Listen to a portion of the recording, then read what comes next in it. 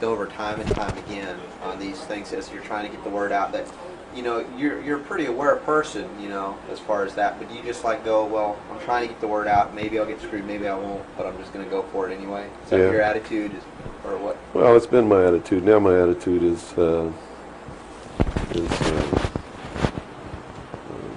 I just don't want that to happen anymore, you know. Mm-hmm. So I'm very reluctant to believe what anybody tells me anymore. Right. But have you developed an intuitive sense, perhaps, now? I mean, because you know how that can do. It can start shutting you down from certain experiences or certain places where you might need to be. That's true, and to a certain extent, I have an intuitive sense of where somebody's coming from, but it doesn't always work. Uh-huh. You know, that's what makes a con man a good con man, is that you get the perception that they're telling you the truth. Okay. And so someone who's really good at it, right, can snow you. Mm-hmm. Or me, anyway. I don't know about you. Hold on 1 second. Let me grab my...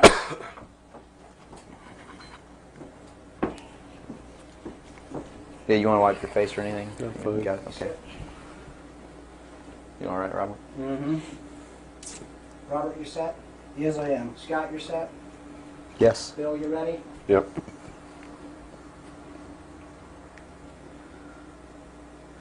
Bill, well, thanks for agreeing to the interview. First of all, a little bit about your background. You had extensive military service for many years prior to 1970, where a certain aspect of that military service kicked upstairs, so you were able to see certain things that you were not able to see beforehand. Would you tell us a little bit about that? It actually started much longer in my past than that. I was reared in a military family. My father's an Air Force colonel. He's retired now. He was a command pilot. And as a child, I remember sitting around I remember the pilots at our house sitting around the kitchen table talking about their exploits in the cockpit and what they had seen in the skies. And some of that talk involved UFOs and what some of them called Foo Fighters. And I traveled all over the world, lived on military bases for most of my life. I was really an indoctrinated individual, you might say. I was as establishment as you could get, as gung-ho, pro-government, pro-America, pro-military. And that's why I went into the military, because that had been so much of my life. I went into the Air Force. I was in the Strategic Air Command for 4 years as an aircraft and missile and hydraulic technician, which is, I worked on the pneumatic and hydraulic systems of B-52 bombers, KC-135 aircraft, and Minuteman missiles. I had a secret security clearance. That's where I saw my first atomic bomb. I mean, we worked around on these planes, especially the ones on the alert pad, were always loaded, ready to go drop these bombs at a moment's notice. But while I was in the Air Force, I met sergeants, men who were older than me, and had been in the Air Force for quite a while, told me that they had participated in projects that had recovered crashed extraterrestrial craft, what you call UFOs. And they never told these stories unless they had quite a bit to drink. So I never really believed it. I thought, well, these guys are running a scam on me, you know, even though I'd heard about these things when I was a kid. I just still didn't believe in them. They're just so far out in left field, it's not something that you really give any serious thought to until something personal happens, which came later. While I left the Air Force, I went into the Navy, which was really where I wanted to be in the first place. I'd always had this tremendous feeling and connection with the ocean.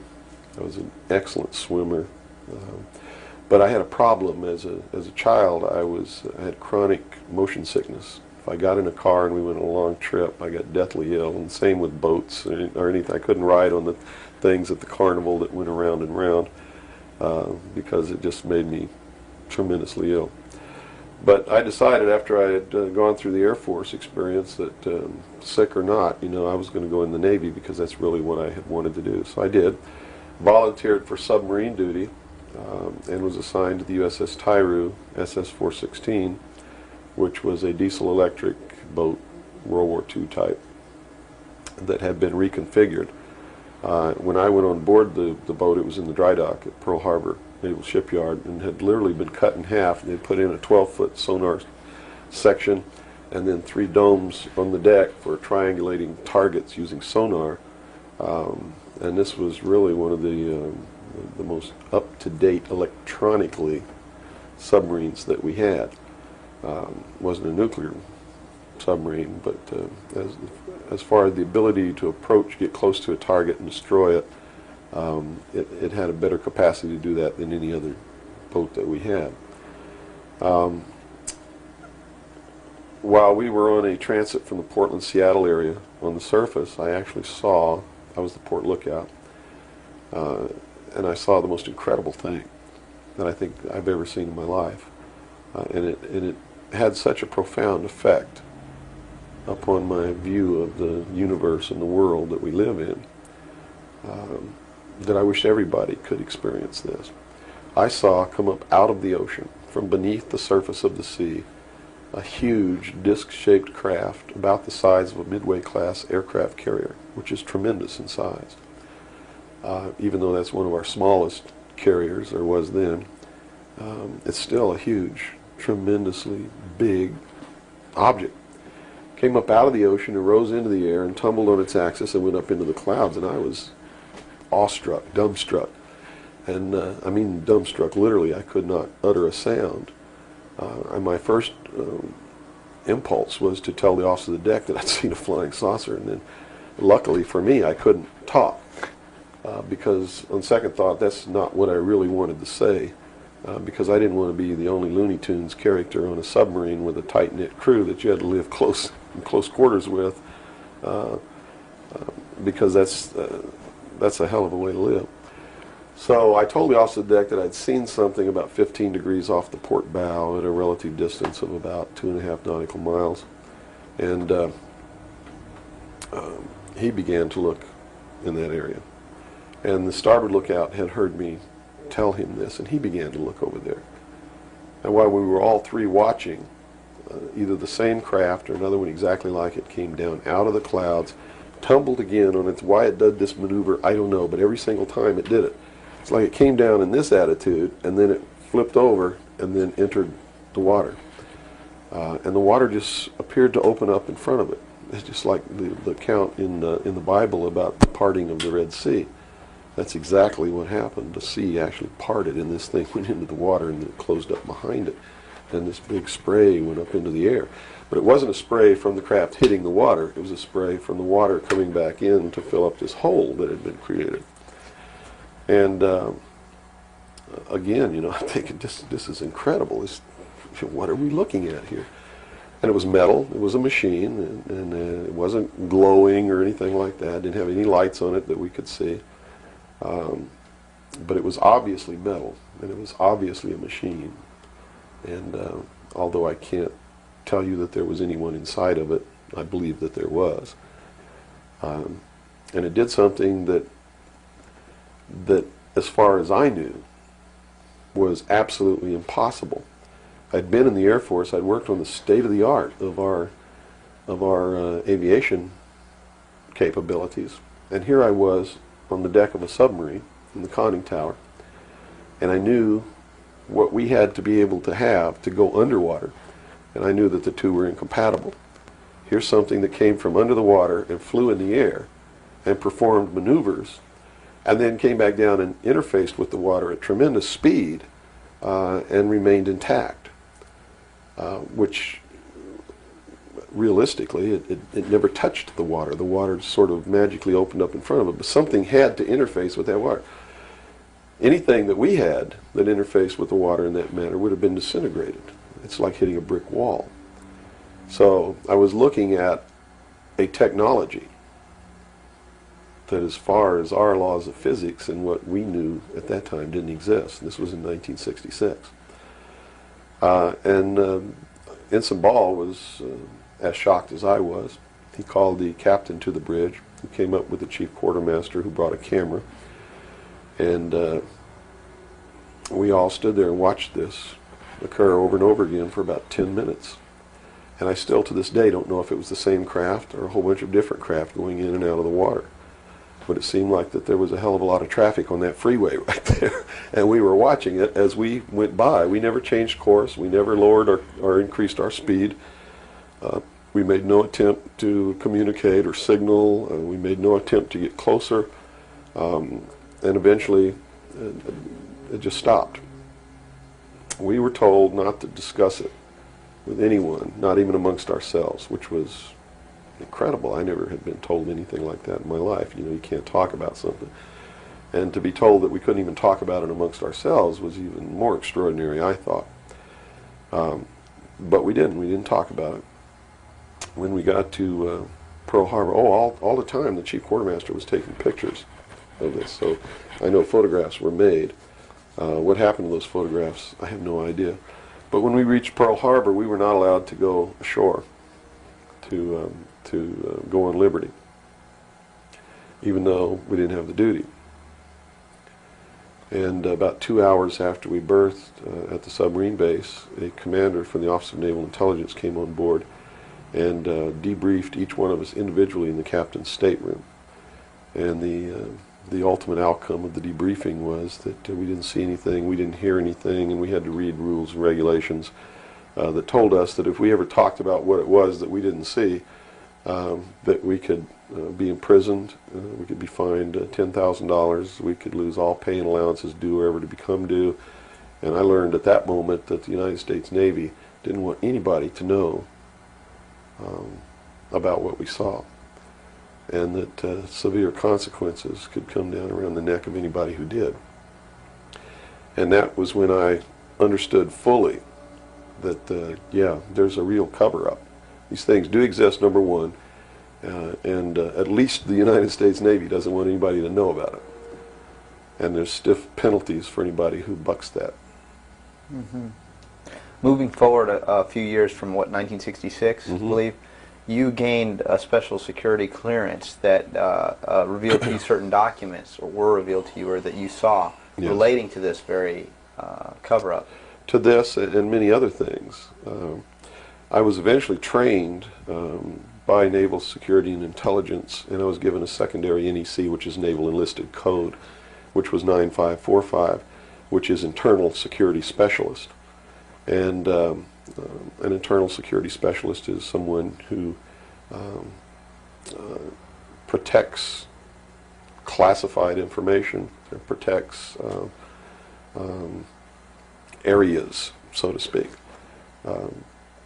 And I had a specialty, which I was trained in, which was Pacific Area Intelligence Briefings. And I was eventually assigned to the Commander-in-Chief of the United States Pacific Fleet, who was Admiral Bernard Clary at that time, and served as a member of his intelligence briefing team. And basically all that means, we really had a wonderful job. You come in about 4 o'clock in the morning and you go through all the message traffic and everything. And what you do is what we did was we prepared an updated briefing on everything that was happening in his half of the world, which he commanded the naval forces and marine forces, as a matter of fact. And put all this together in a briefing where we would update him on ongoing operations, brief him about operations that were scheduled to begin, political situations, deployment of Soviet forces, naval forces, everything. And after the briefing was finished, between 8 and 10 o'clock in the morning, then we were done. You know, we were finished.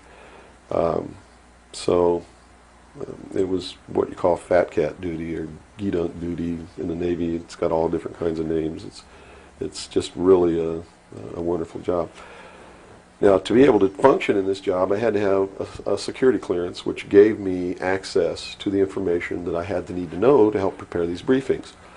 And when I first was assigned to the command, I was attached to the OPSTAT office under Lieutenant Commander Mercado, which was operational status reporting, and while I waited for my security clearance.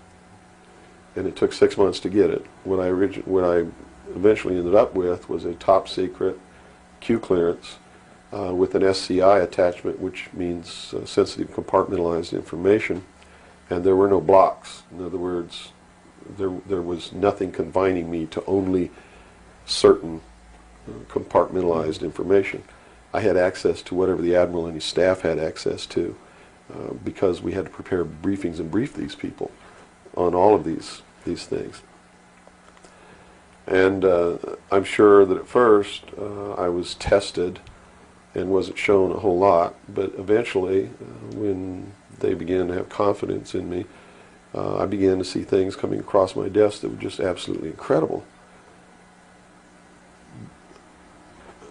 And a lot of it is really hard to talk about because it's so far outside the normal concept of reality for the average American that that they're going to find a hard time believing any of it.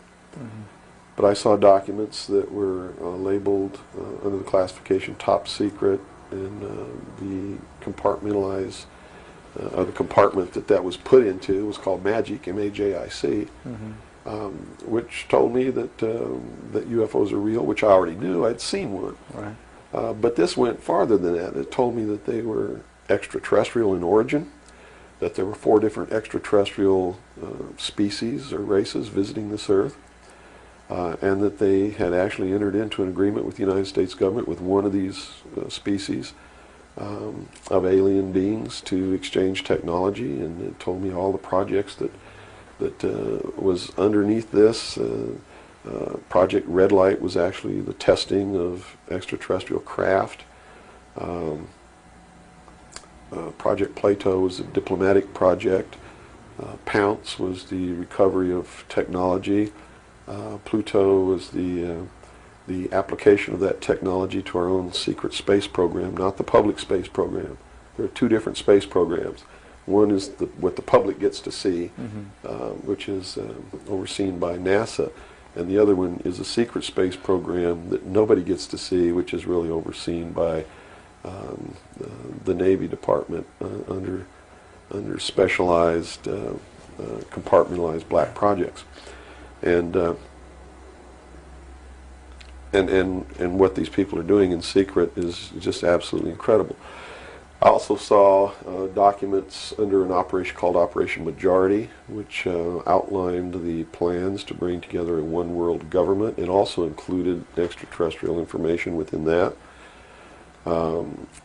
Project Grudge, which was the second project. First was Sign, and then Project Grudge, which contained all of the extraterrestrial information up to a certain point. I forget the year cutoff.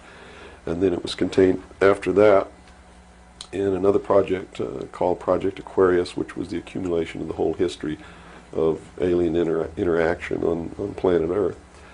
But I have to say at this point that I don't know if those documents were really telling the truth or not. They could have been showing me these things so that eventually I would go out and talk about this. And maybe that'll become clear to you later why they may have done that. It could be real. So.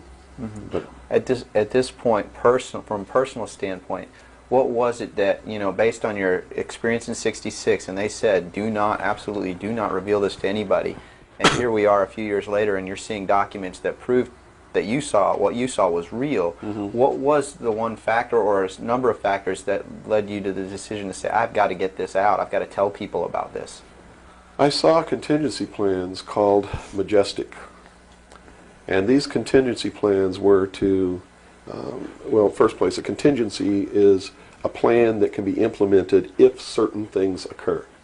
Right. And the certain things that would have tripped this contingency plan are, number 1, the public sector is getting too close to the truth, so they have to implement this to get them steered off the track. Or number 2, we don't want to tell the public the truth about the alien presence, but there's so much alien activity occurring that the public is on the verge of finding out anyway. Let's tell them this story so that it doesn't cause consequences that we don't want. Mm-hmm. And that plan was called Majestic. I was in a bookstore one time. I'd never seen UFO magazine. Didn't even know it existed. In fact, I didn't even know that there was a UFO culture in the world of people who who study UFOs or worship UFOs or have little UFO meetings. I had no idea that that was occurring. I was in a bookstore one time and I was looking at the magazine rack. I'm an avid reader and I'm always in bookstores. And this one day I saw a magazine just popped right out at me at UFO. And I picked it up and I looked inside and here is Majestic.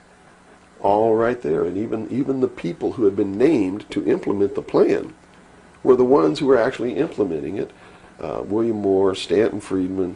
I'd never heard of Jamie Chanderay, but he was named, and they had brought out a supposed genuine document called the Eisenhower Briefing Document, which in reality is a fraudulent document. It's a fake, and it was created to implement the plan Majestic to either indoctrinate the public on what the government wants the public to perceive as happening, or to steer researchers away from the truth, or both. So this wasn't revealing the plan of Majestic, but it was actually implementing the plan. Implementing the plan against the public. It was a psychological operation against the public. So this is what you saw. Right. So immediately my head began to spin around, and I began to think, God, you know, I've got to tell people that they're being manipulated. This is a lie. And it really, if the public were using their own intellect, they would know that it was a lie. The executive order quoted for this document was 92,000 something. I believe it was 92447, which is 92,447, and it was supposedly written by Truman. But Truman never wrote an executive order higher than 9,000. I mean, even today, there's no executive order with the number 92,000 on it. They've been consecutive since the beginning. So it was clearly fraudulent. So it's clearly fraudulent, but the public doesn't catch on to this. And here you got Stanton Friedman, one of the guys who implemented the contingency plan, Majestic, running around the country telling everybody it's not an executive order, it's a date, September 24th, 1947, which it very well could be a date. But it's listed in that document as being an executive order of the President of the United States, Harry Truman. And because of that, it's fake. And many other things. But specifically, that is the most glaring proof of fraudulent intent in the document. There are many other things in the document that also prove it's a forgery. But here they are. They're running this contingency plan, and here I am. I know all about it, and here's the public out there biting on it. They even ran that thing in the New York Times, like a 2 or 3 page spread showing all the documents. So it had tremendous credibility lent to it by that action. And so I decided that I had to tell the public and get people on the right track, which is, the right track is don't believe anybody. Okay. Don't believe me. Don't believe George Bush. Don't believe anyone. You got to go out and you got to get proof in your hand before you can believe anything. And to do otherwise today is the biggest mistake that anyone can ever make. You begin believing people, putting your trust in them, that they're telling you the truth. I guarantee you're going to take a ride on a roller coaster you don't want to be on. Mm-hmm. Now this controversy, and I say the very understatement controversy. Yes. It also is now extending, based on some things that you're revealing, into the Kennedy assassination. Yes, in the set of documents, which really was literally 2 or 3 file cabinets of documents, called Operation Majority, I saw documents which told me what happened in Dallas and why. And basically what these documents said was that the intelligence community felt that John F. Kennedy was a threat to the national security, which translated into reality means was a threat to the New World Order, the one world government which they were actively in the process of forming. Was there anything on record that indicated that he was out to, well, things that he did would threaten that New World Order? Oh, absolutely. He had written an executive order. I don't remember the exact number now, but it's available to anybody that wants to go look it up. He had written an executive order ordering the printing of United States notes, which would have broken the back of the Federal Reserve, which is one of the major instruments of propelling the United States into the New World Order by destroying our economy, the basis upon which we live, the basis upon which our whole society is founded. is being ripped right out from under us. That was one. Number two, he refused to provide air support for the invasion of Bay of Pigs, which ensured that that would be a failure. He had threatened publicly on several occasions to disband the CIA and scatter it to the thousand winds. He had ordered, in the documents that I saw, he had ordered the intelligence community to prepare a plan to disclose the truth about UFOs to the public.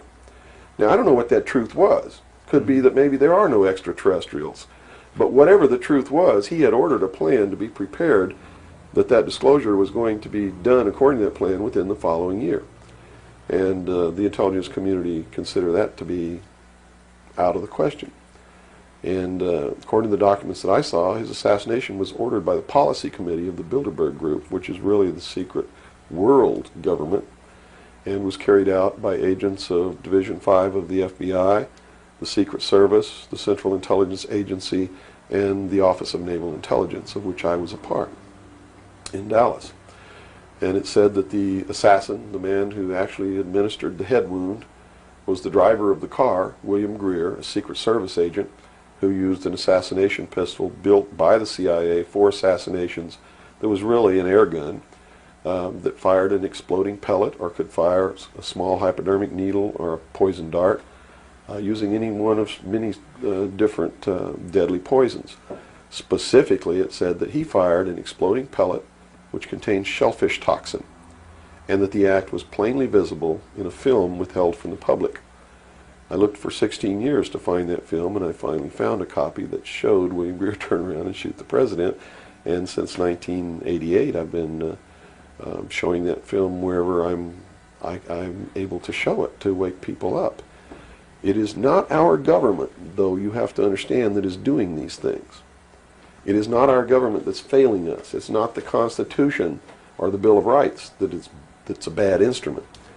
It is a group of men who belong to secret societies, who have infiltrated our society and our government at all levels and are destroying it and subverting it from within. And every member of naval intelligence that I knew who was an officer was a 32nd or a 33rd degree Freemason. And I asked my commanding officer at one point, I said, why are all you guys Masons? He said, Masons are used to keeping secrets. It's part of their fraternity. So if you want someone who already knows how to keep a secret, you recruit Freemasons. Well, later on, I found out what the truth is. The truth is you're not going to be a naval intelligence officer unless you are a Freemason or a member of the Ancient Order of the Rose and Cross, but you have to be high degrees for that. I think the reason I was selected as an enlisted man is because I had belonged to the Demolay Society. Which is what? As a teenager. That's sort of the first level of Freemasonry. That's how they recruit teenagers and indoctrinate them into their principles so that they go right into Freemasonry when they become an adult.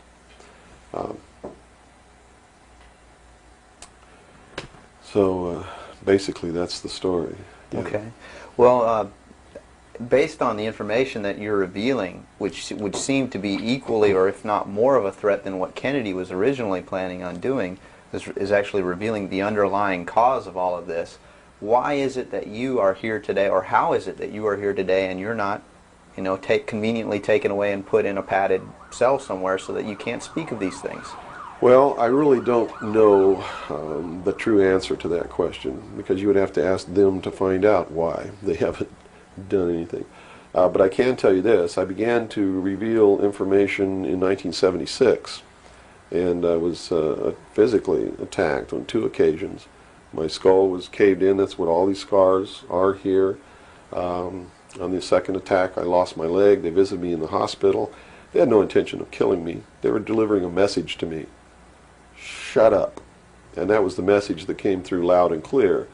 And 2 men who identified themselves with identification cards who belonged to the Defense Investigative Service, which is really the Defense Intelligence Agency, asked me if I was going to shut up or they were going to have to do it right. And I told them, I said, you don't have to worry about me. I'm going to be a good little boy for the rest of my life, and yeah, I'm going to shut my mouth. And I did for 16 years, kept silent until I saw this UFO magazine in a bookstore, which indicated that they had implemented the contingency plan called Majestic. But if you want to know what I think the reason is, I believe that there are several. One, they've had a plan that's been in force since the 40s to debunk, ridicule, destroy anybody who ever talks about these subjects. And the public has been thoroughly indoctrinated that if you talk about any of these things that I'm talking about, you're just another nut. So the public, by and large, doesn't pay any attention to it. So in that sense, I'm not a threat. If the president had come on television and said, hey, this is what's going on, then they would have listened and they pay attention to it. But people like me, they perceive me as being just another loony bin, fruitcake, nut, which I assure you I'm not. But that's the perception that they've been brainwashed into believing. And so that's what they believe. Number two, I am so much in front of the public from the very beginning when I began to talk. And that's how I protected myself, or at least that's what I thought would protect me, and so far it's proven to be right, was that if I got literally in front of the public overnight, in front of a large public, that they wouldn't do anything to me because it would substantiate what it was that I'm saying. And they certainly don't want to do that. It would also create a martyr, and martyrs create tremendously dangerous political movements that they don't want that either. So literally within a 24-hour period, I spent $27,000 mailing a thick packet of information all over the world to people I'd never heard of, didn't know. We went down and got some mailing lists and just mailed this stuff all over the world. And so literally, when people opened these packages in their mailbox, and it was a perfect plan because they couldn't stop it. They didn't even know I was going to do it in the first place. And since we sent it all over the world, once it was out, there's no way they could retrieve it. At least no way that I can conceive of. So literally within 24 hours, I was a public presence. And people were asking all over the world, who's Bill Cooper? Is this true? Look what I got in the mail. And just literally flipped the world over on its ear. And I've been in front of the public ever since. So I think basically those are the reasons. They don't believe that the public's really going to listen to me, and so far that's been true. There is a small group of people all over the world who are awakening, who are beginning to understand that they've been living their life in fantasy land, and who are actively seeking the truth. But by and large, when the secret power structure says, as I've put in the first chapter of my book, right out of one of their own technical manuals, that a nation or world of people who do not use their intelligence are no better than animals who do not have intelligence, and thus are stakes on the table by choice and consent, they're absolutely right about the majority of people. It's one of the things that has been an illumination to me, is that they're not always wrong. And many of their goals are the right goals, but the method that they're using to reach that goal is the wrong method. In other words, if you set out to create a perfect world where there will never be any more killing, but to reach that point, you kill 2 billion people, you have become what you're trying to avoid. Right. And it can't happen that way. If you want to create a world of peace, it has to be done by peaceful methods. Means. Yeah, if you murder someone to destroy a murderer, you have become what it was you set out to destroy, and thus it wasn't destroyed at all. It was perpetuated by that very action. And that's what these men are doing. They rationalize everything they do so that they feel better about it. But what they are doing is becoming what it is that they want to get rid of, and the world will never be a safe place for anyone as long as there are men who do these things. Very eloquently said. Thank you. Now, you. your message to people, once again, is don't believe anything. How is it that the public can find this and search for this truth on their own if they can't believe anything or anyone? What can you do? It's all in the public sector. It's all available to anyone who actively and diligently seeks it out. Everything that's in my book, Behold a Pale Horse, is all Everything in here, all the documents that are in here, everything that's in this book is in the public domain. Can be substantiated? Yes, and I intentionally wrote this book not using anything that wasn't available to the public to show people that, yes, if I can find this information, so can you. I have tons of stuff that's not available to the public. But as you can see by reading this book, you don't need that stuff because it's what you need is available to you. Public libraries are overflowing with the proof of what's really going on in the world, but nobody really utilizes it to the extent that they're able to pick this out and put it together. Another thing I've done for people is I've put it together for them so that they can see the overall picture rather than looking at small things and thinking that it's isolated. Nothing is isolated. It's all part of a big puzzle. And the puzzle is coming together, and when the puzzle is assembled, it's going to be a one-world totalitarian socialist government that nobody's going to like except the people that are running it. It's Hitler all over again. And the rationalization is we're going to create the world without war. The utopia. The utopia. But they will never create that utopia because they're not dealing with the problem that makes them want to create it, and that is the inherent flaw in each individual human being that makes us do the things that we do. Until that's overcome, there's never going to be a world without war or without rape or without killing or without robbery, and anybody that thinks that there is has already gone off the deep end. So the method is, here, I'm going to hold a gun to your head so you won't rape, you won't kill. That's right. Yes, okay, I understand. The title of your book, Behold a Pale Horse, what significance does that have? What are you saying with this title? This title is from the book of Revelations, because I have to tell you this, and you may think I'm nuts if you want to, but this is the truth. Either these men are following the book of Revelation. The book of Revelation is in the Bible. They're either following it, just like a plan, and bringing the prophecies in there to pass to manipulate and control those who believe in those prophecies and neutralize them, so to speak. In other words, if this is written in the Bible and God has ordained it, who am I to resist? It must come to pass, so I'm not going to try to stop it. Okay. What a perfect way to neutralize the opposition right off the bat. Or there really is a God, and what he said was going to come to pass is coming to pass. And I named this, Behold a Pale Horse, from chapter 13 of the book of Revelations. The fourth horse, the fourth horseman of the apocalypse is the pale horse.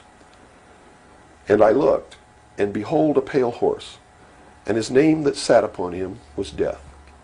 And hell followed with him, and power was given unto them over the fourth part of the earth, to kill with sword, and with hunger, and with the beasts of the earth. And that is taking place now today. The fourth horseman is riding across the world now. That's what AIDS is all about. That's what all these little brush fire wars all over the world are all about. That's what's happening. That's why cancer cures are suppressed. It's because they fully intend to kill a minimum of 2 billion people by the year 2000. AIDS is an invention of man. It is not a natural disease, and it has been implemented and placed into the population as a population control. And when they did it, they had the cure before they did it. And when they deem that enough people have died or been killed, they will say, we have a cure for AIDS. And everybody will be called to report to some place to get an inoculation, which is going to do two things. One, it's going to stop AIDS in its tracks. And number two, it's going to implant a device which will be able to be used to track each individual person and maybe even to control those people. And that's what the pet implant program is all about. It's not about finding lost pets. They don't give a damn about pets, and they would never put a satellite in orbit to find a lost pet, but yet there's a satellite up there that they're using to find pets that have been implanted with these devices. They're testing this program on pets that's going to be used in human beings.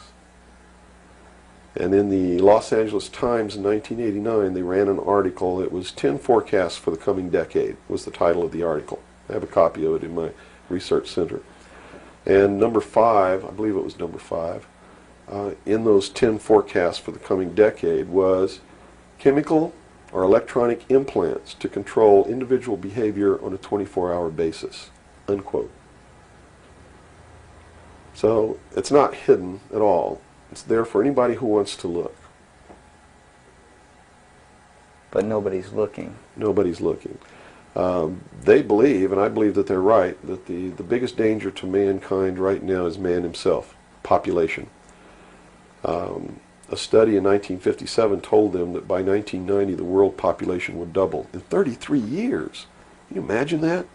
The world population of human beings doubled in 33 years. Mm-hmm.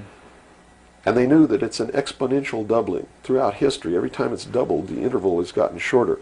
So that was 33 years. The next doubling will take place in approximately 28 years. The next one after that, approximately 24 years. Can you imagine if the world population doubles again in 28 years from 1990? In other words, in the year 2018, the world population doubles. And we're having problems with food supplies and timber and clean water and clean air now. And then after that it doubles again in another 24 years. That's why they created AIDS. Because they didn't want to have to go around the world and say, you and you up against the wall, you've got to die today. And shoot them.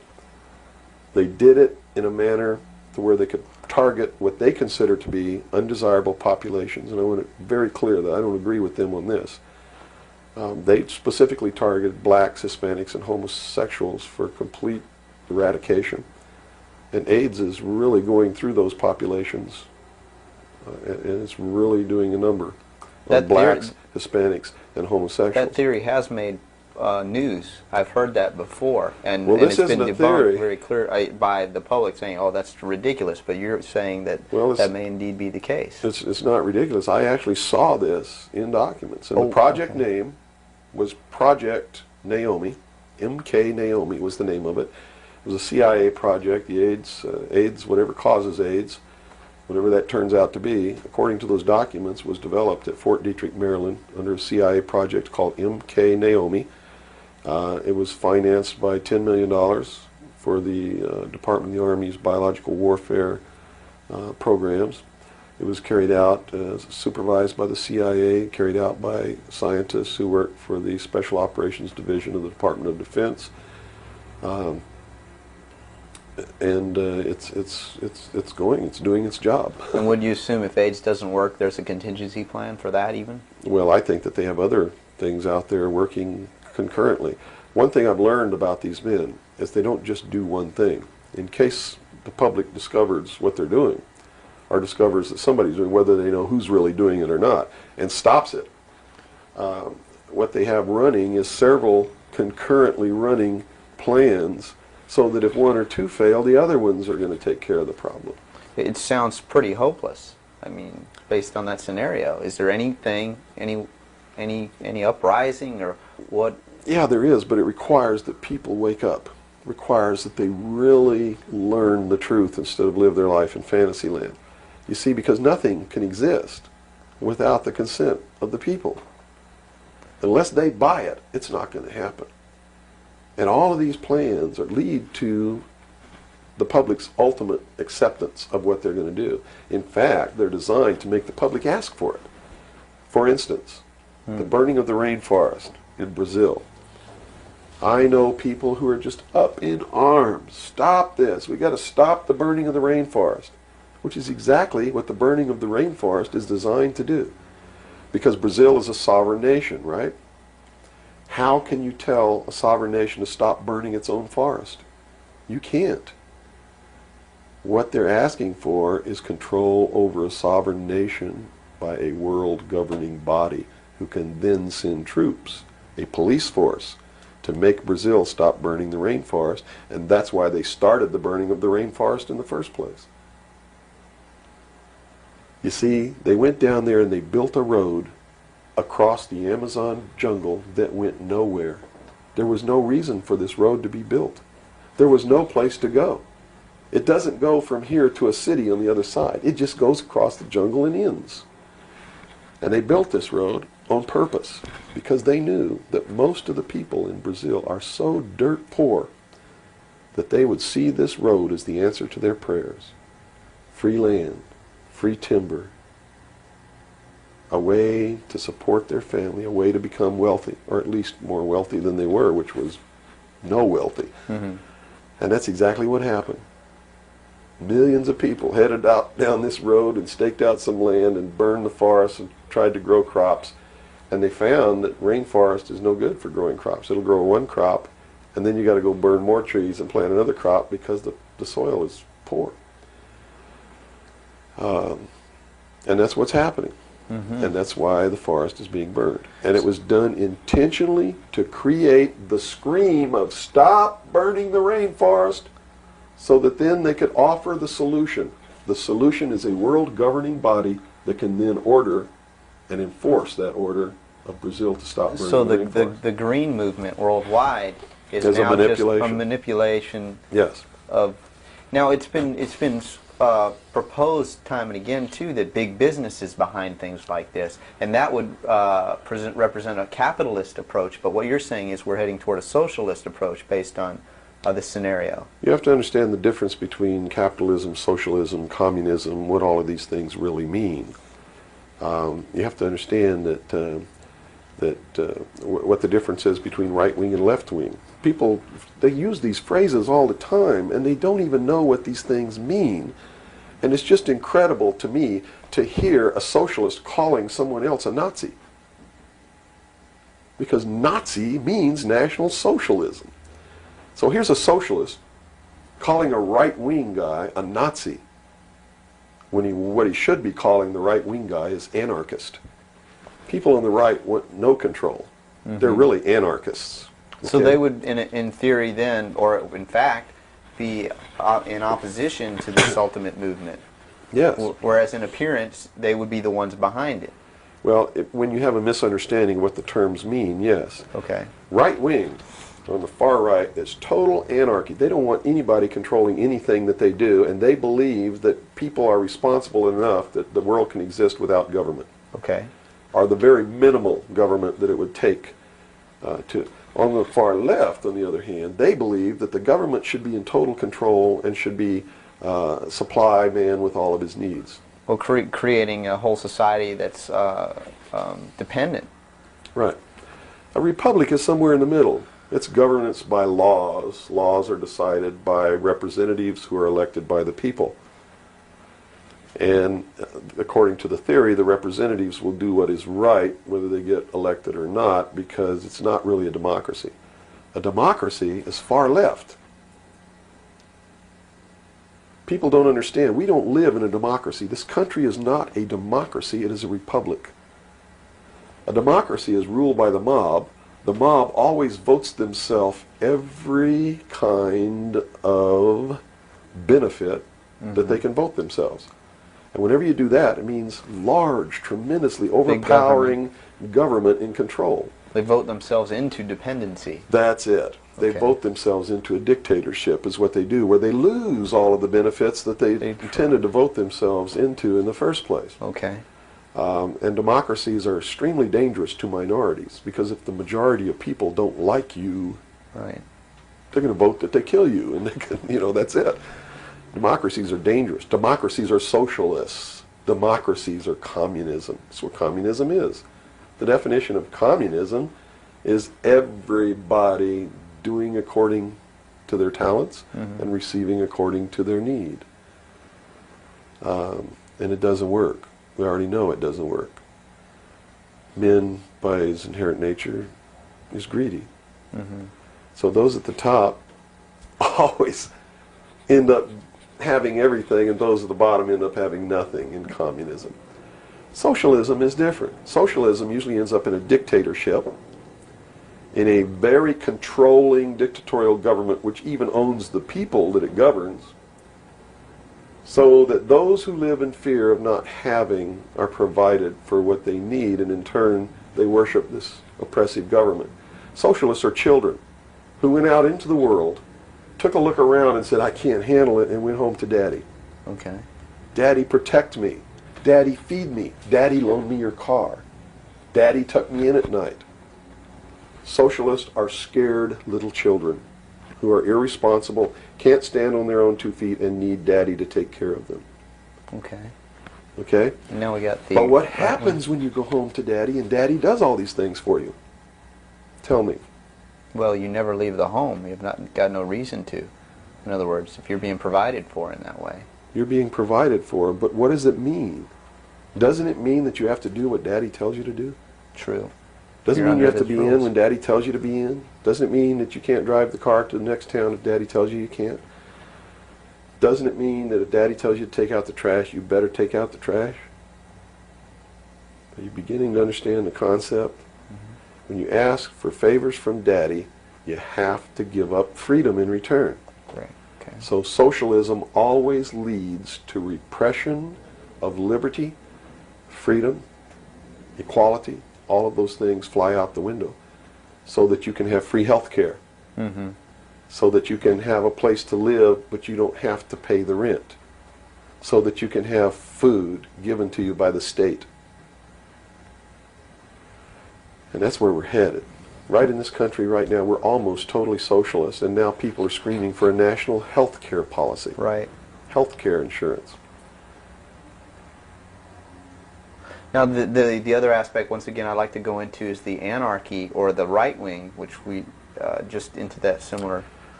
Anarchists believe that they can be responsible, that they won't hurt other people, Okay. that your freedom never ends until it begins to infringe upon someone else's freedom, and that no one should have any control over that there should be no speed limits on the highways. Mm-hmm. The problem is that, again, just like on the socialist side, you have people over here that are human, and human condition means that ultimately somebody's not going to be responsible, that they're going to drive too fast when they've had too much to drink, and they're going to kill innocent people. The answer is a balance. You know, the law of the universe says this. It's a law of physics, really, and everybody can understand it. For every action, there is an equal but opposite reaction. There can be no good unless there is evil. There can be no man without a woman. You understand the Right. concept? Based on that, the theory of a utopia here on Earth is corrupt right away. Absolutely. It goes against the laws of physics. It goes against the law of the universe that there must be two opposing forces all the time in every instance, because that's what makes the universe work. Mm-hmm. That's what makes everything work. What we need to do is stop trying to go way over here and establish some utopia of freedoms, or way over here to establish some repression of freedom so that we make sure that we got something on the table to eat. Mm-hmm. And strike a balance between the two that works. And stop withholding information. What makes it difficult for anyone to succeed or live, or for us to really come together and have peace in this world, are all of these people who think that they are the guardians of the secrets of the ages and have only them have truly mature minds, so only them are worthy of knowing the secrets and the real science and the real metaphysics and all of these things. So they repress it and they keep it secret. So the rest of us live out our lives and we don't know the truth of what life is really all about. Therefore, we're always stumbling over each other and getting in each other's way and doing the things that we profess that we don't want to do. Mm-hmm. Simply because we don't have access to the truth. If we had access to the truth... Now, I got to tell you this. Back when these men first began establishing these societies, these mystery schools, and suppressing information, the common man was uneducated, did not have an intellect capable of understanding these secrets. They were really beasts of burden, for the most part, Mm-hmm. and they lived their whole life in toil. Right. But things are not that way now. Most people have a good education. They have a good mind. They're capable of understanding if they're taught, and if they're taught correctly. And I think it's time to teach people what the truth is, and quit hiding it, so that we can come together as one humanity and make a balance and live together in a balance. You know, evil's never going to disappear. Mm-hmm. Neither is good. But we can maintain a balance and life can be good. Instead of swinging back in this tremendous battle between these two opposing, radical, extreme ends of the scale. That's got to stop. I've never understood why somebody would join together in this band of people and call himself a Democrat and not vote for anybody else if they're not a Democrat. That concept is beyond my understanding. And Republicans and Libertarians and populists and communists and socialists and this and that, and blacks and whites and Indians, and there are so many sects and groups and segments, and we're so fragmented that getting together is going to really be difficult. But we've got to do it. Because if we don't wake up and do it ourselves, these men who meet in secret and plot the manipulations are going to do it whether we want it or not, and they're going to do it at the point of a gun. And they're going to take away everybody's freedom because they don't consider us responsible. Capable of having that freedom. Are capable, or even of using our intellect. So they'll put us in shackles and control us and force us to be peaceful. That's what the plan is, and that's what the New World Order is all about. Well, we've run from UFOs right to this. And at first, a person might watch this and say, wow, this is really strange. But where we've come down to, based on that beginning, is quite in the realm of common sense. Well, it's not strange at all. It's what they've been trained all their life, that if they hear these buzzwords, they're listening to some loony idiot talk, and it has no substance to it. Once they get into it, though, and begin to understand that everything is interconnected, it's leading us toward one end. A one-world totalitarian socialist government, and begin to see it coming to pass all around them in their life, and understand that nothing happens by accident. It's been planned for many years. Then they begin to understand that UFOs play a big role in this. Because if they're real, it's the most significant thing that's ever happened in the history of man, and may be the driving force behind locking up the human race. Because how could a UFO land in a place like Macon, Georgia, and somebody who doesn't look like us get out, walk down the street? And I'm not trying to insult the citizens of the state of Georgia. What if they landed in Newark, New Jersey, and got out and walked down the street in a society that kills people because they sit in the wrong seat on a bus? I'd assume now that they'll know about us. Of course they will. They probably already know about you if you've been exposing the truth on your show. Would you assume that our phone lines would be bugged at this point? I don't know. I doubt it. They don't really consider you to be a threat unless you develop a large political following. Oh, okay. So, unless you have a large political following, you're not considered to be a threat to them. Not yet. Because they figure that the people are too stupid to listen to you anyway. And generally, they're right. So we're in the process of educating people then. Yeah. It's the best thing. Education is 60 or 70% of the battle. Yeah. Because people automatically begin to do the right things once they learn what the truth is. They're Robert, educated to it.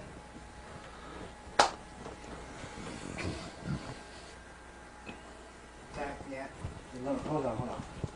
Okay, I got it. Ready? Ready. Okay, go ahead. Let's go back into the Kennedy situation here. Now, the Warren Commission was highly publicized. All the things that went on there. I was shown a videotape just yesterday of was it a Zapruder film? It is the Zapruder. Okay, and it clearly showed to me that a number of things. One in which that the film was obviously tampered with. Absolutely. but not tampered with to the point where I couldn't tell that the driver of the limousine was pulling a gun, or what appeared to look like a gun, around his shoulder and shooting President Kennedy in the head. That caused his head to snap back. Did the Warren Commission see this? It seems so. The Warren Commission never looked at the Zapruder film, ever. So they never saw it. Now, I don't know who testified during the Warren Commission about the Zapruder film, if anybody did. But I do know that later at the investigations of the House Select Committee on Assassinations, that a man was specifically hired as an expert witness to view the Zapruder film and tell the committee what it showed. And that man's name is Robert Groden. He wrote High Treason, which is a bestseller out now on the Kennedy assassination. And he was one of the many so-called technical experts for the making of Oliver Stone's film called JFK. He's also a fake, a fraud, a traitor, a liar. He was hired by the House Select Committee on Assassinations based upon his resume, which says, very simply, that he is the world's foremost #1 photo analyst, which is a lie. He never went to school in photography. He never was a photographer. He never was a photo analyst. And I got to tell you right now that the world's #1 foremost photo analysts are all come out of the military intelligence community, who are trained to interpret high altitude photography and learn what really is there. He never served in that capacity either. He looked at the Zapruder film and he told Congress, he told the committee in testimony, he testified, both in written and in verbal form, that William Greer never took his hands off the steering wheel. And that's a blatant lie. I mean, anybody can look at the Zapruder film and see that William Greer takes his hands off the steering wheel. And even if you couldn't see it, if they cut out the frames, you can still see that William Greer, if this were the seat of the car, is turned all the way around with his right side against the rear cushion of the front seat, looking directly at President Kennedy in this attitude, and it is a physical impossibility to have both hands on the wheel in that attitude. So we know that Robert Groden, #1, was not who he said he was, had no expertise to be doing the job that he was hired to do. #2, even if he had no expertise, it is plainly visible in the film that William Greer could not possibly have had both hands on the wheel. So we know that Robert Groden didn't make a mistake. We know that he intentionally lied to deceive Congress and thus the American people. And what's real strange about it is he's been very active in the research community, supposedly exposing the assassination of President Kennedy. But if you look what he does, he is constantly coming up with new theories, supposed new evidence, most of which is fake. And in his book now, High Treason, he makes a statement that Kennedy was probably hit from the front and the rear at the same time. His job is to keep the American people confused and propagate the lie that our government is no good, that it's our government who assassinated John F. Kennedy. And I'm here to tell you, it wasn't our government. It was the secret societies known as the Illuminati, the Knights Templar, the Freemasons, who assassinated John F. Kennedy. And the proof is right there for anybody who wants to see it. William Greer was a Freemason, #1. He was the Secret Service agent who shot Kennedy. #2, in Dealey Plaza, there's an obelisk, a monument commemorating the location of the first Masonic temple in the state of Texas. Dealey Plaza is on the 33rd parallel, which is one of the sacred numbers in Freemasonry. He was assassinated in a manner that assured the greatest flow of blood, which is called blood atonement, which was practiced by Freemasonry in the early days and supposedly is not practiced now. But in reality is the method of choice of execution, trial and execution by Freemasons. The Bilderberg group that orders his execution is the Supreme World Council of Freemasonry and consists of 39 permanent members, which is 3 times 13, which is also the exact number of men who signed the Constitution, 39. You see, our forefathers were also members of this secret group, and this country was founded to bring about the New World Order. And it's all in the Great Seal of the United States, which was, and that the design of the Great Seal was made law in 1782. It's just absolutely incredible that the American people don't understand that groups of men don't get together and meet in secret and take blood oaths which say that they can be cut open and their heart ripped out of their body and their intestines scattered over the floor if they talk about the secrets. That's not a benevolent fraternity. That's a dangerous group of men. Grown men don't play games like that. They're serious. It's the secret societies who are bringing about the New World Order. They're the ones who killed John F. Kennedy. There's nothing wrong with our Constitution or our Bill of Rights. But Americans are going to be convinced that our government sucks. And that's what all this stuff is all about. So at the beginning, the founders of this country actually did create what was I guess you could say, an above board, good government basis for a good government. Yes, they gave us every tool to ensure the success. But it was an experiment, you see, because man had always claimed that he could rule himself, but had never been allowed to do that. Even in ancient Rome, they call it a democracy. The man didn't rule himself.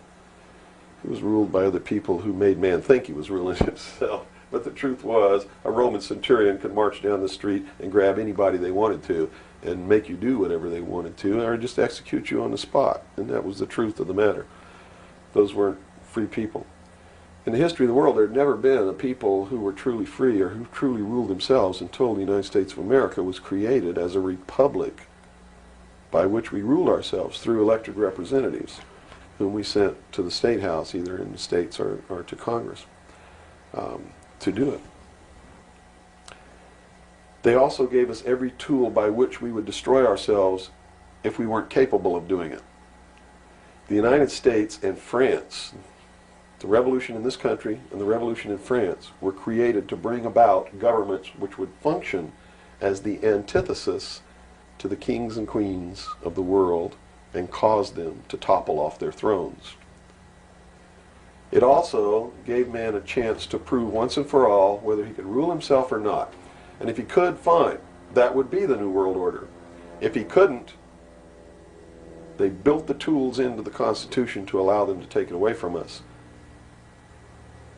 And those tools are the creation of the federal democracy within the boundaries of Washington, D.C., and the right to contract, through which, if we were irresponsible, we would contract to receive rights from that federal democracy and thus, in return, give up our freedom. And that's exactly what's happening. It's exactly what we've done. John F. Kennedy was short-circuiting the New World Order. He had ordered the printing of constitutional money, United States notes, which would have destroyed the Federal Reserve, which is not an agency of the United States government. It's a private corporation owned and operated by the world bankers, controlled by the Illuminati. And its purpose was to destroy the middle class in this country and thus our economy, and throw us at the mercy of the New World Order. And we see this unfolding now. You see it unfolding now. You are seeing, and I predicted this well in advance, you are seeing the destruction of the economy of the United States. And it will continue. It will not get better. It's downhill from here on out. Unless we nationalize the Federal Reserve, lock up the criminals who own it, cancel the debt, which will then bankrupt the Illuminati, which is exactly what we ought to do, print constitutional money, which cannot be usurped, which cannot lead to our destruction, and go back to what we're supposed to do, and quit contracting for benefits. We're escaping from the laws of nature, and there's a terrible consequence for that. Mm-hmm. Terrible consequence. We have to function within the laws of nature. You can't contract for somebody else to keep you alive. You have to be responsible within your life to keep yourself alive. Mm-hmm. And if you can't do it, then you have to die. That's the law of nature. You see. Kennedy also did a lot of other things. I mean, he was a believer in the Bible. These men who are bringing about the New World Order don't believe in the God of the Bible. They believe in the God of light, Lucifer, the angel of light, who was flung down to the earth and became the Lord of the world. That's their God.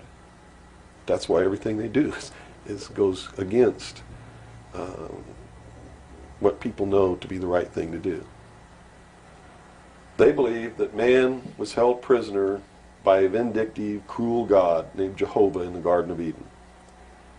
And that Lucifer, through his agent Satan, set man free from the bonds of ignorance to which he was chained to the Garden of Eden, and thus brought the gift of intellect, wisdom, to man, and thus is the true benevolent God. And man, with his intellect and his wisdom and his knowledge, will create technology which will elevate man to the position of God. And all this is allegorical. Don't take the story literally. You see, because it's all allegorical. They believe that intellect, reason, is the light, is the true God, is what makes man God. And I'm not going to debate the right or wrongness of that, because who the hell knows? But I can tell you that they pervert whatever it is that might be divine about their philosophy by becoming what they profess to destroy. To destroy, yes. And so, in their zeal to bring about the New World Order, they destroyed the political will of the nation when they assassinated John F. Kennedy, which has furthered their goals, because it made a lot of people feel so helpless that, God, if they can kill the president, who am I? You know, what can I do? I'm just one lonely, helpless person. So they quit voting. They abdicated their power.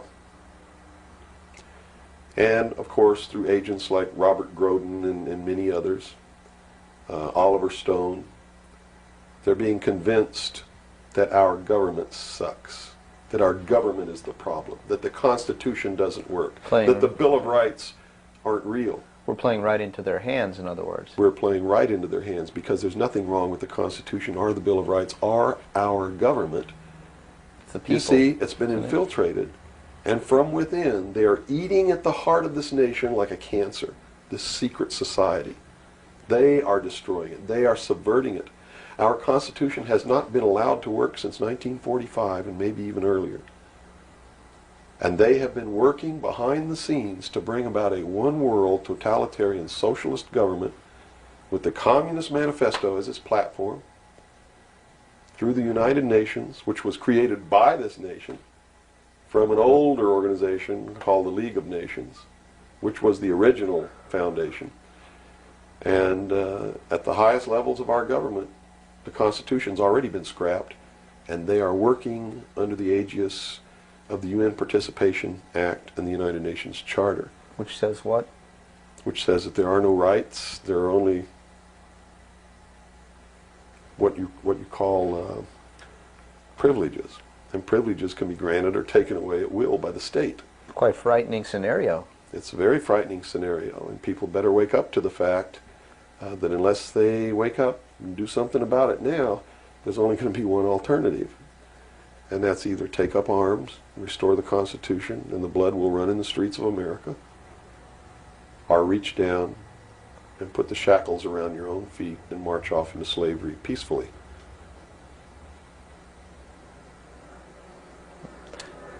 Not going to be easy the coming years. Wow. Now, historically, this may or may not relate, but at least modern world, contemporary world history does not include the stories of Atlantis and Lemuria that go predate. How does that history, and why was that suppressed, or why is it still being suppressed? How might that affect what we are understanding is going on today, or is it related? Well, I'm not sure if a place called Atlantis or Lemuria ever existed or didn't exist. I don't really know. But I do know that the story that is told about the civilizations that lived there are something that we should listen to, because this whole scene may have played itself out before on this earth. And if you understand the theory, which I believe has been accepted as fact now, of continental drift, there may have been an Atlantis and a Lemuria, which had tremendously developed technologies and societies. And the same scenario that we're playing out now in this great stage called the world may have played itself out over and over again in the past for millennium. In my investigation of the mystery schools, the secret societies that are bringing all this about, that really control everything behind the scenes, I found that this is all about religion. And it's all about a recurring theme that is penetrated and is at the heart of every religion in the world.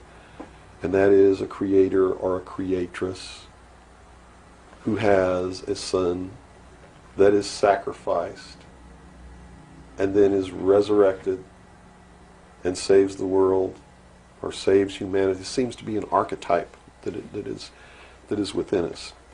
And so that you don't go flipping out watching this tape. I'm a Christian.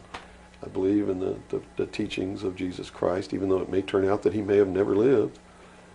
The scene, it doesn't matter.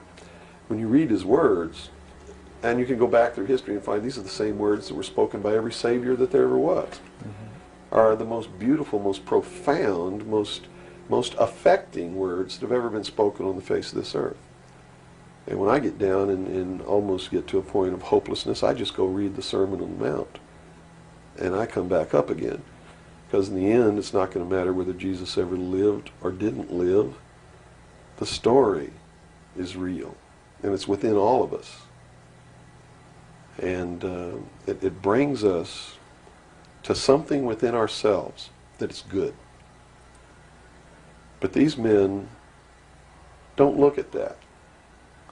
They believe that the end justifies the means, that these stories are just stories, and that the real meaning behind it all is that man can transcend his animal state through the realization of intellect and the overcoming of all of his emotions and feelings and morals, guilt, all of these things. And I just can't go along with that because I believe it's our emotions that tell us when we're doing wrong. We feel it within ourselves. And a person without that capacity to feel when they're doing wrong becomes a sociopath, which is someone without a conscience who really believes that the end justifies the means and therefore has no pangs of conscience nor no reluctance to murder someone who gets in their way. Mm-hmm. And it's extremely dangerous.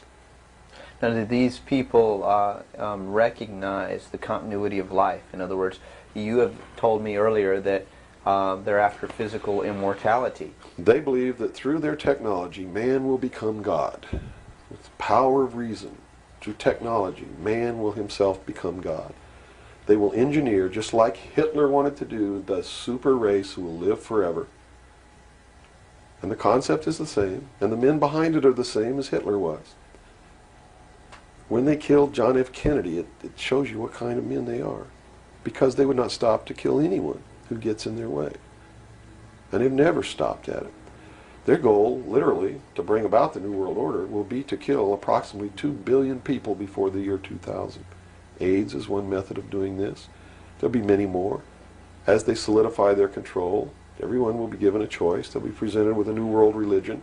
They'll be told to renounce Christ, renounce Buddha, renounce Muhammad, join the New World Order, join the New World Religion. If they refuse, they'll be executed. Very simple. And it won't bother them a bit. In fact, according to their belief, they believe they'll be helping these people. And in reality, they will. Because those people will transcend this physical state while they're prisoned here living forever. I feel sorry for them because those of us who will eventually die will transcend the pain and the suffering that goes along with this world. Mm-hmm. And they're so egotistical that they preserve whatever they do so that the diligent can find out what kind of men these men really are. For instance, the Kennedy assassination, I've been showing a film for 5 years that shows exactly who did it. I show you exactly where Oswald is on the film. He wasn't even on the 6th floor. He was standing in the doorway of the book depository building watching the motorcade go by. And it's incredible. At the same time, you said they would have everybody renounce religion. Yes. Have they as well been using it as a tool for their means? If you're a Christian, you'll be required to renounce Christ and join the New World Religion. Now remember I told you before, that no matter what your religion is or what you think, they are following the scenario in the book of Revelations to a T, right down to the last little bit.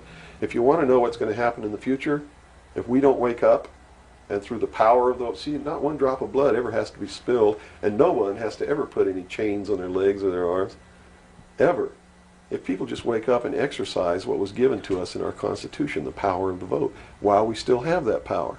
So you say there is still a possibility for like one individual watching this tape to actually make a difference? You better believe it. How Yes. would that be so? Well, number one, learn what the truth really is. Get away from the fantasy that you've been living. Educate other people, those you know, your family. Once that begins to happen, it spreads. And then if the people decide that they don't want what they have in store for us planned, just through the power of the vote, they can make this country and the world whatever they want it to be. Whatever they want it to be. And there are no limits on that, except to understand that you can never make everything all right, and you can never make everything all bad. Both must exist, and we must maintain a balance. And we must become responsible. If each individual on this earth learned to walk in a divine state of grace, responsible for themselves, their family, their city, their state, their country, and for the world, And to the laws of nature. and to the laws of nature, and actively participate in solving the problems of yourself, your family, your city, your state, your country, and the world, there could never be a group of men meeting behind closed doors in secret that could ever control anybody. But by abdicating responsibility, by not walking in that divine state of grace, makes possible anyone meeting behind closed doors to bring about the world that they want. And the world that they want may not be the world that you want, or that I want, or that these people watching might want. If you don't participate, you can't complain. If you don't help cook the meal, you got no right to bitch about it. You got to sit down and eat what's put on your plate. If you don't like that, then you should have been in the kitchen helping to prepare the meal, helping to plan it, helping to prepare it, helping to serve it. If you want to sit on your butt in the living room while somebody else prepares the meal for you and decides what it's going to be and puts it on the table, it's too late to say that's not what you wanted to eat. It's too late to say it's not cooked the way you wanted it to cook. Well, that's very simple to understand. And That's right. You got to eat it because you have to eat to live. And I think that anybody can understand the meaning behind that little story. Okay, let's take a step back to the Kennedy thing now. So This is all about the kid. well, yeah, it is. But just specifically about, once again, I want to bring up the film as well. Another thing that came to my mind when I viewed it is that the two Secret Service men, the driver and the person sitting next to him in the front, regardless of what they claim happened, obviously did not operate in a way that you were trained as a Secret Serviceman to protect the president. Shouldn't they have just driven that car right out of there, and the other guy should have done something to protect or look for who's shooting? You know, it just didn't seem to make any sense. How would the Warren Commission not? They didn't see the film, so I guess they didn't no see the film by design, because if they saw the film, they'd have to be responsible for the decision that they made that Lee Harvey Oswald was a lone assassin. Okay. So I think they didn't see the film on purpose because they didn't want to have to be responsible for saying, Making hey, that look, decision. the driver did it, you know. They didn't want to make that decision. And in a letter that Lyndon Johnson wrote to the Warren Commission, he specifically said in the letter, you must quickly identify Lee Harvey Oswald as acting alone with no conspiracy so that America can get back to business. Was Lyndon Johnson acting on behalf of the secret society, or was he concerned of course. with... He had to know all about it and approve of it because he was going to be the new president. And the new president would be in charge of the investigation. How high see? up a government official do you have to be before you're briefed of this, you know, the total of all the things that are going on, the reality behind them? Well, you have to understand that nobody exists on a high level in government who's opposed to the New World Order. Nobody. Our government has literally been infiltrated, and there's a cancer within our government destroying it, eating it, nibbling away at it, hacking off its limbs. And you said this started in 1945? 1945 What was were the when events? the overt destruction began to occur, when Truman signed the UN Participation Act and the United Nations Treaty. It actually began long before that, when these secret societies began to infiltrate the government and appoint their members to important posts. Infiltration is easy. If one gets in, he can then appoint and hire others to replace people who are not members below him. So now we've had over 50, almost 50 years of this going on. At least. I believe that it started back probably 1913, 1917 when the Federal Reserve Act was passed, when the Council on Foreign Relations became a reality in this country. And you can, by diligent research and study, you can see when it happened, where it happened, who did it, and how it was done. It's imperative. When they say there's no conspiracy, I mean, we talk about a conspiracy. It started out as a conspiracy. But when they say today there's no conspiracy, that's not a lie. It's the truth. They're doing it right out in the open, right under our noses, and we're too stupid to know it, to see it. So it's not a conspiracy now today at all. It's right out in the open. They even publish their plans. I mean, here Carter appointed Zbigniew Brzezinski as the National Security Advisor, who just wrote a book before he was appointed declaring himself a Marxist. I mean, you read that book, this man believes in Marxism. This man is a socialist. Not only a socialist, he's an international socialist. He's a globalist. His goal, stated in his book, is to destroy the sovereignty of nations and bring about a one-world Marxist government. Now, the Carter administration was one extreme, and then we came into the Reagan administration, yet nothing changed. Nothing changed. What you're saying is that no matter what the political leanings, they seem to be playing the same game. As long as you're playing their game, it doesn't matter who you vote for, who you put in office. They all belong to the other side. They're in the pockets of the Illuminati. When you quit electing professional politicians, when you quit electing the guy who looks nice on television because he speaks good and he looks like the guy you wanted to marry or something like that, you're playing right into their hands. You know, they made it so impossible for another Abraham Lincoln to get elected to the office of president that it's a wonder that we even have a chance at all. We need to send people to Congress and to government who are going to clean house. Kick all the members of secret societies out of the bureaucracy. Lock them up. Try them for treason. Because they are traitors. So one thing that may help is term limitations. We must have term limitations, and it must be only one term. And forget all this nonsense that anybody who goes to Washington don't know what's happening. They don't know what's happening simply because they haven't taken the time as citizens to understand how our government works before they ever go to Washington. You see, it should be a process that starts in infancy. It works its way up. And everybody should be taking part in the government. Now, if someone came in to office with this kind of knowledge and with this kind of intent to really push these people out, would they not be eliminated immediately? Not if they have the people behind them, because what the people would do in one fell swoop, in one election,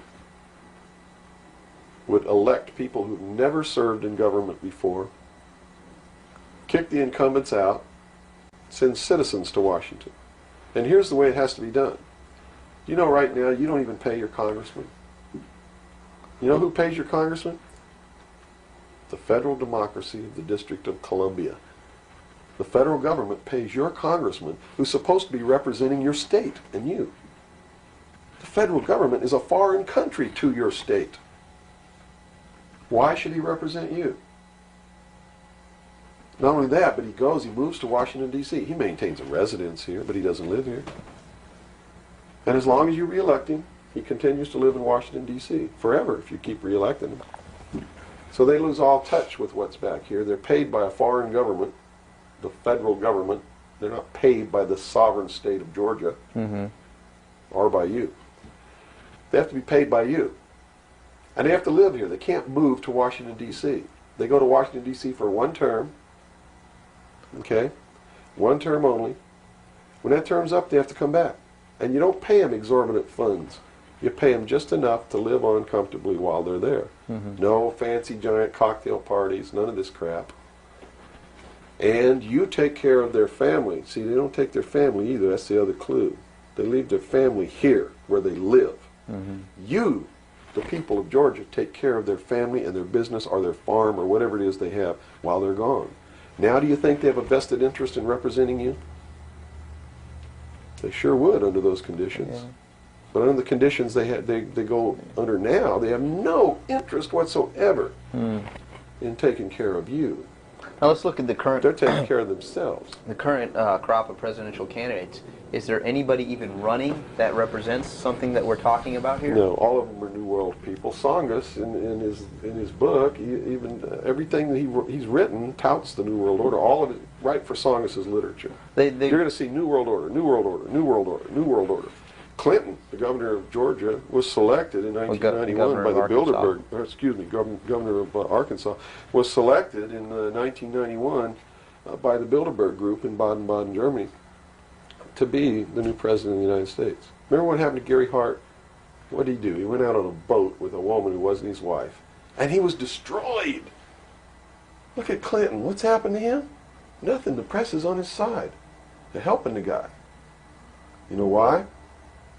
Because he was chosen by the people who own the press to be the next president of the United States. Now, I don't know if he will be or not. That's up to the American people. But if they get their way, he will be. Bush is one of the most heinous criminals that's ever walked on the face of the earth. Bush is the man who's been a CIA agent since his college days. He's a member of the Skull and Bones, the Russell Trust. He was initiated in a casket with a ribbon tied around his genitalia, which symbolizes that he's a priest in the temple of Isis.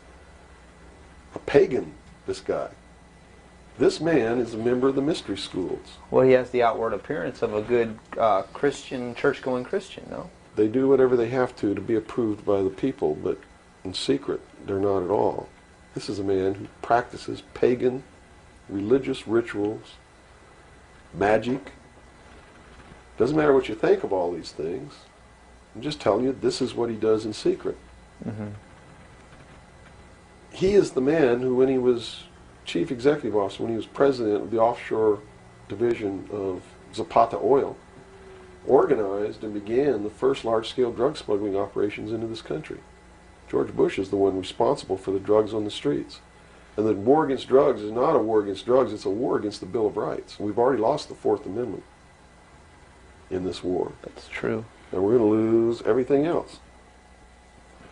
You watch on, it amazes me, people watch on Saturday night, cops, top cops, tough cops, 911. All of these stories that are glorifying the police state, and they're falling right into the manipulation. As they watch police with no search warrant, with no court order, break down people's doors, tear out their walls, rip open their mattresses. All in the name of the war on drugs. Pretty sneaky.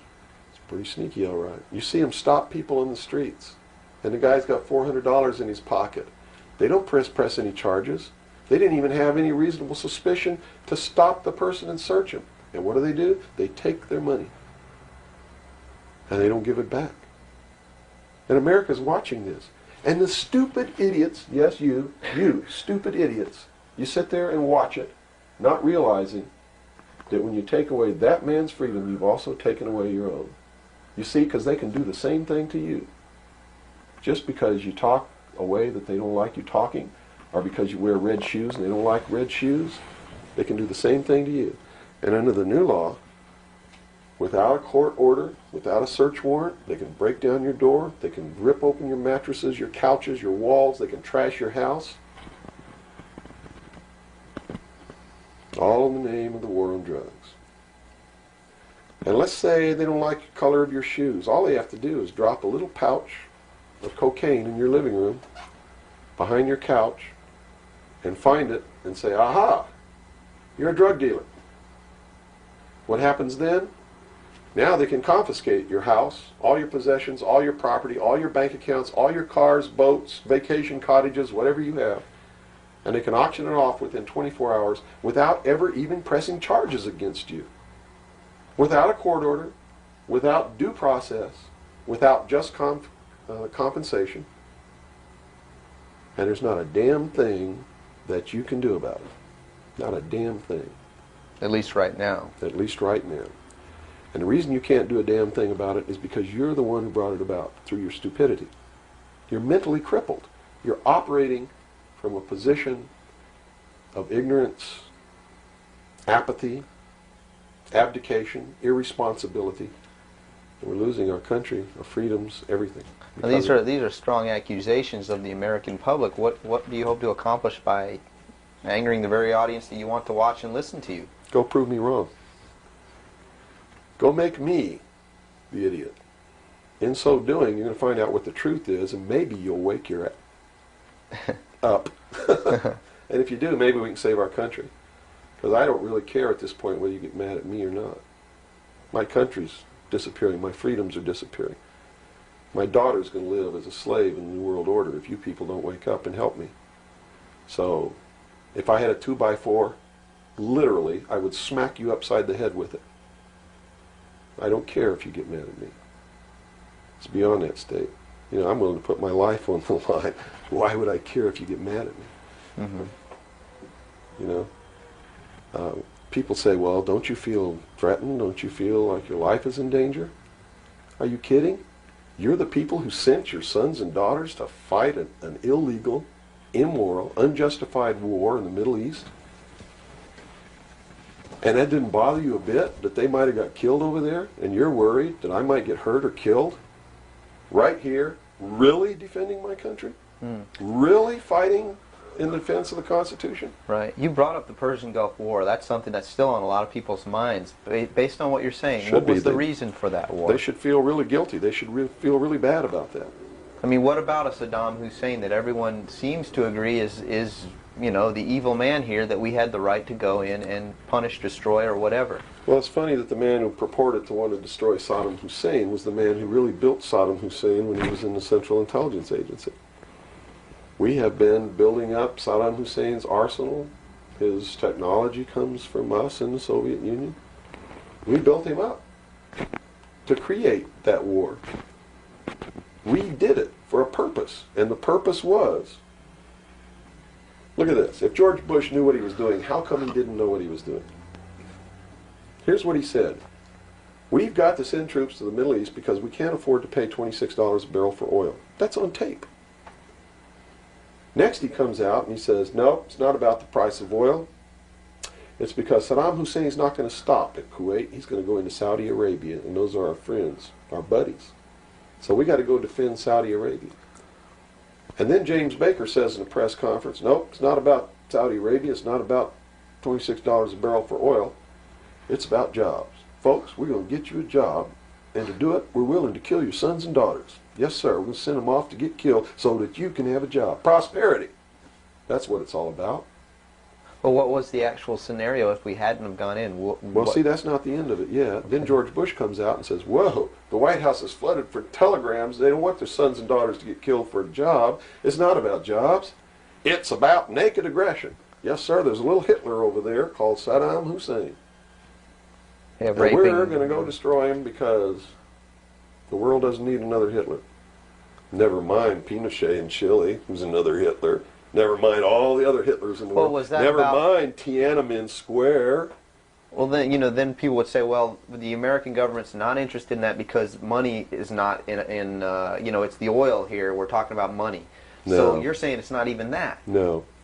They've been planning this war for years. In fact, Arco Press wrote a book about it. The name of the book is Rapid Deployment Forces. It was published in 1985. It names Kuwait as the country. It talks about Operation Bright Star, where they've been practicing the war every year since the early 80s. Sending troops over there practicing the war. Liberating Kuwait. It's even named in the book. The whole thing was spelled out years ago. What it was all about was to establish the New World Order. You see, because for the first time in the history of the world, it's established the legal international precedent that the United Nations could pass a resolution and send its police force to enforce that resolution, and that the member nations would have to pay for that action. And George Bush said it very clearly, but nobody was listening, when he said, no longer will any nation stand against a world united. And with that action, he established the legal foundation in international law that the United Nations is now legally and overtly the one world government, and that the United States military forces and the other forces that were sent by other countries were established as the one world police force under the United Nations. Have you seen the new Air Force uniforms yet? Nowhere on them does it say United States or U.S. They are United Nations uniforms. Go look at them. What role in the Middle East again does Israel play in this? Israel was created as the instrument to bring about the Battle of Armageddon and the fulfillment of prophecy, a war that will be so terrible, where nuclear weapons will be used, so that the American citizens and the other people in the world will get down on their knees and beg for no more war. And what is the answer to that? They're going to be told the only way we can guarantee no more war is if we destroy the sovereignty of nations and we come together as one humanity in a one world government. Right. Now I'm telling you, unless the American people wake up and stop it, starting in about 1996, the Battle of Armageddon will become a reality. Not because two nations got mad at each other and decided to fight, and that's why Saddam Hussein was not destroyed. He will be the instrument that will bring that to pass. Right. Yeah, they purposely did not go in and do that. Saddam Hussein will be portrayed as the Antichrist. Babylon is in Iraq. Read the book of Revelations. Whether you believe in the book or not, read it, because the men who are bringing this about are using it as their script. Well, the UN did indeed charter Israel as a sovereign nation. They were the ones who created this state. That is correct. It was really created by Great Britain and the United States, with the United States being the major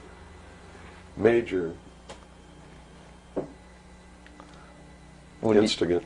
Okay, and the Jewish people were then being manipulated into believing it was for some other reason. That's correct. They've always been manipulated. And I get people who still come to me all the time and say, Bill, you're all wrong. It's the Jews. The Jews are subverting the world. Man, it's not the Jews. It's not the Catholics. It's not the blacks.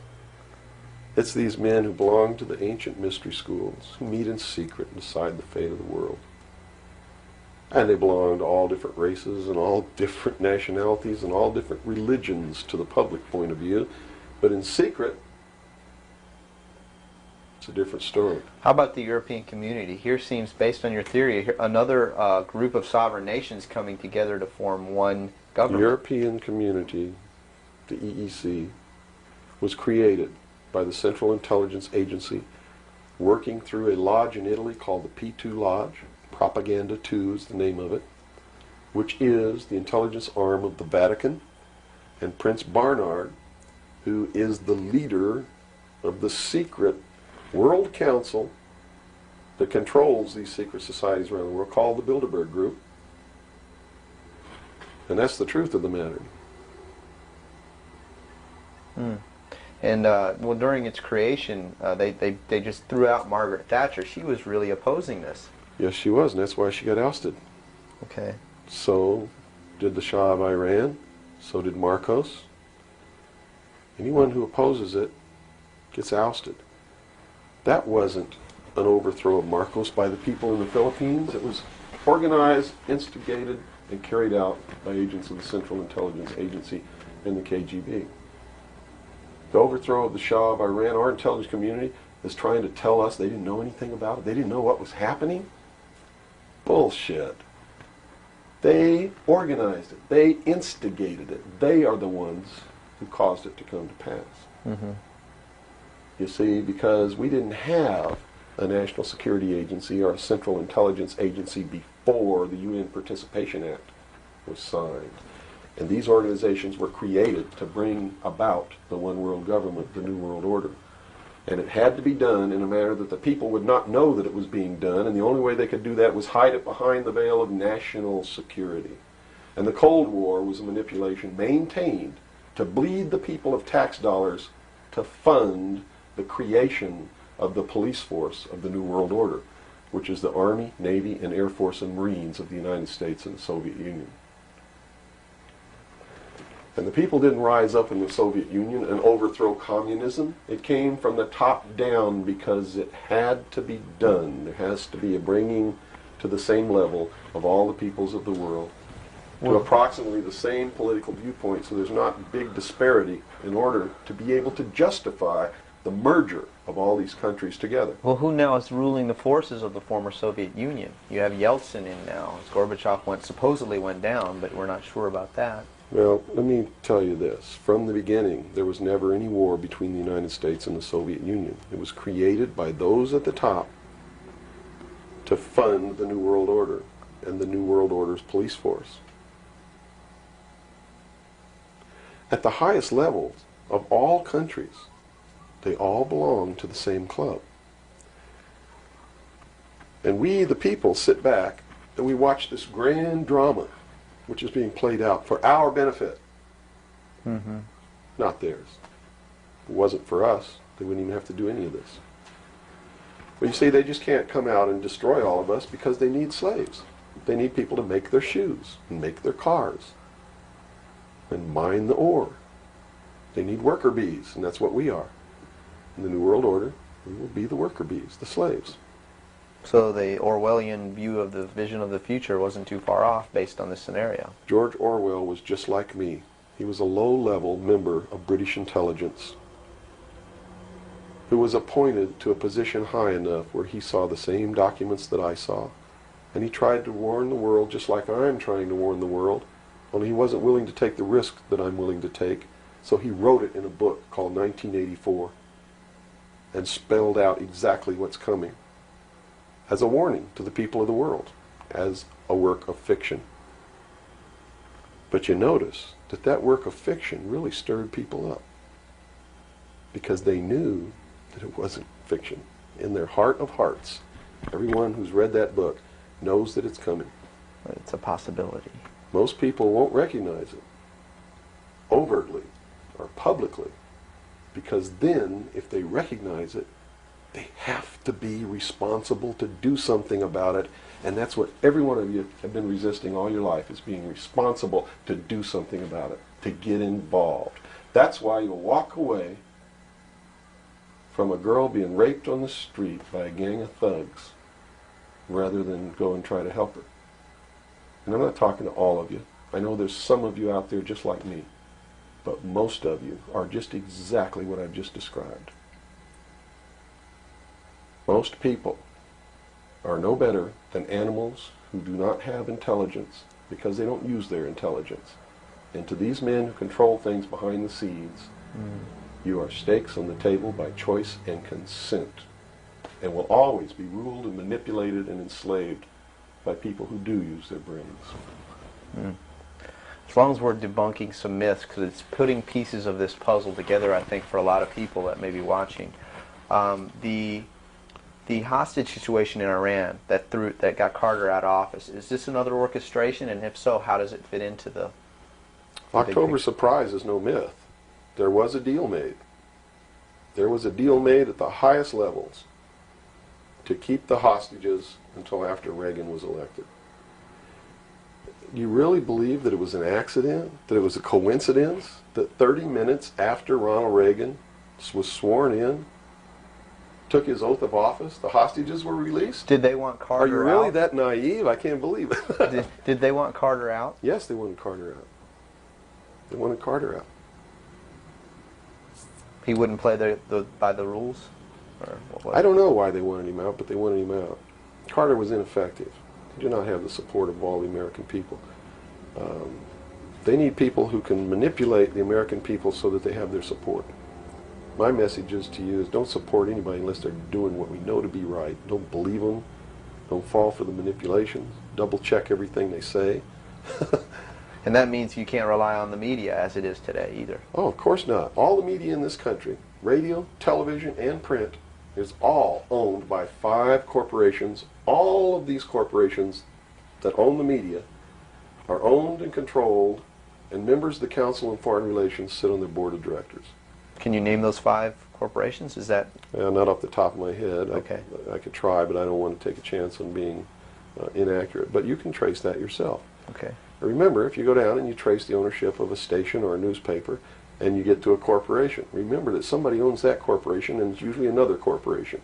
But when you trace the interlocking of all these things, when you get to the top, there's 5. And all journalists know that there's some things you don't write about, and you don't talk about, because you'll lose your job. And that's where the control is. And that's why they pay anchormen like Dan Rather $2 million a year. because he doesn't question them.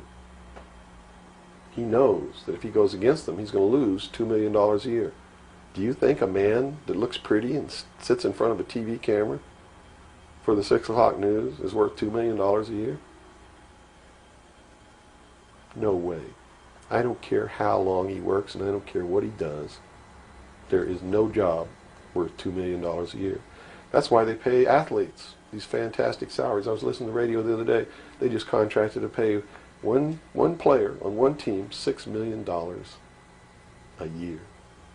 Can you believe this? And why is that? It's the Roman circus. What does the emperor do when the people become restive, and when the people are asking questions, and when the people don't like the policies of the emperor? He sends them to the circus. He creates a circus. He builds a giant coliseum. And he begins to throw the Christians to the lions. And he has great chariot races and football games and basketball games, all to keep the idiots preoccupied with things that don't mean anything in the scheme of the entire world, so that they don't have the time to learn what the truth is, so they don't ever get smart enough to learn how they're being manipulated, so they don't ever question the emperor. That's why they pay a player on a football team or a baseball team $1 million or $2 million or $3 million a year. It is the Roman circus. I know men who don't know anything in the world except who plays third base for the Mets, and they think that's a great accomplishment. And they meet and pat each other on the back and bond and go have cocktails and talk about what this guy that plays third base for the Mets did in last night's game. It's sad. It's really sad. Is there any room in a kind of society where these manipulations are not taking place for this type of entertainment, or any type of entertainment at all? If people understand that a game is a game, if people understand that nobody, no matter what they do, is worth paying $2 or $3 million a year for, people should be able to get rich if they want to, by the sweat of their individual labor. Okay? By going out and doing something for the world. Not by taking people's minds away from the emperor. It's a game. Football's a game. Football's a game. But let me tell you something. When 150 of the most powerful men and women in the world can meet in secret in Baden-Baden, Germany, and plot the fate of billions, and nobody even cares about it, but 6 football players go to lunch together, and it's in the headlines across the country, you have a reflection of the society in which that exists. And it is a sick society that is doomed to self-destruction. So based on that scenario, there's some truth into what these men are looking at. Absolutely, and that's what makes me so sick, is that I'm trying to wake up a people who on a daily basis are proving the ones that I'm warning them about to be right. Well, so that even though a minority, there are people out there that you recognize are awake to this, if they don't do something about it, they will lose that ability to be free in that way. That's correct. Whether they might think, well, I don't need to worry about it because I know what I know and I'm fine. That's It doesn't right. work that way. There's a connection here to everything. That is correct. That is absolutely correct. A nation of people who are willing to send their sons and daughters that they profess that they love to a foreign country to die, and they use the excuse to themselves that they're sending them off to defend our country, and they know damn well that's a lie, are doomed. It's funny, there's a parable, you said Ben Franklin earlier was even a part of this. Yes. A parable of Ben Franklin, I don't know if you're familiar with it. He paid too much for the whistle. He came up when he was a young boy. Are you familiar with that parable? No, go ahead. When he was a young boy, he was given an allowance. And, you know, it was a decent amount of allowance. And he was going to the store to get a toy. You know, he was very excited about that. And along the way, he met some boys who had this whistle.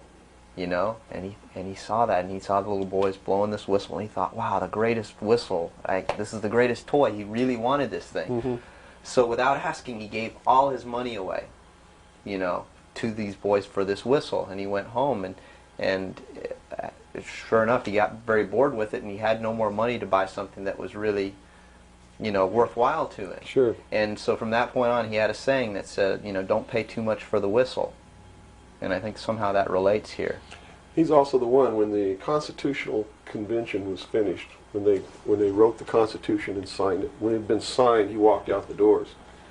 Someone outside, I forget who it was, I believe it was a reporter for one of the newspapers in the 13 colonies, asked him, he said, "What have you wrought, Ben?" Ben looked at him and he said, "A republic, if you can keep it."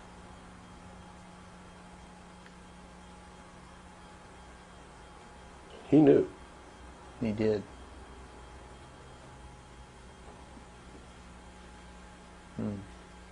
And that's a good place to end. Yeah, I think so.